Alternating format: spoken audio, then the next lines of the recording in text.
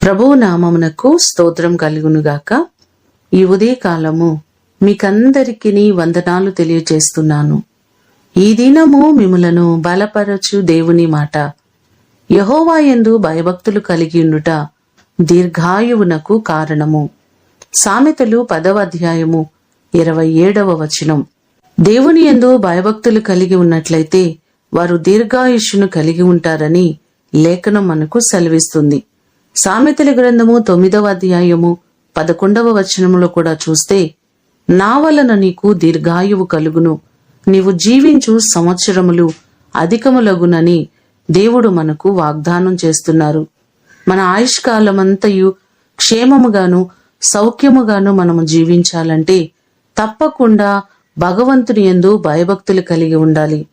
అలా భయభక్తులు మనము కలిగి ఉన్నప్పుడు అకాల మరణాలు తొలగింపబడి దేవుడు అనుగ్రహించిన ఆయుష్కాలాన్ని మనం సుఖముగా జీవించగలం.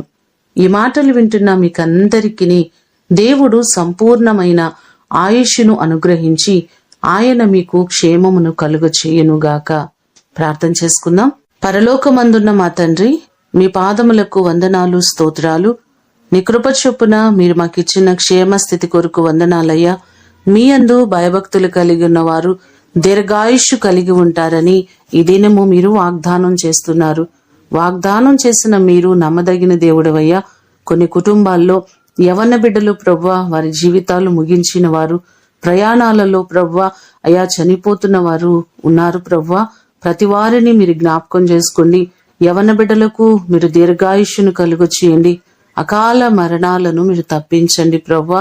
ప్రతి కుటుంబము సంతోషముగాను సమాధానముగాను ఆశీర్వాదకరముగా ఉండునట్లుగా సహాయము చేయండి.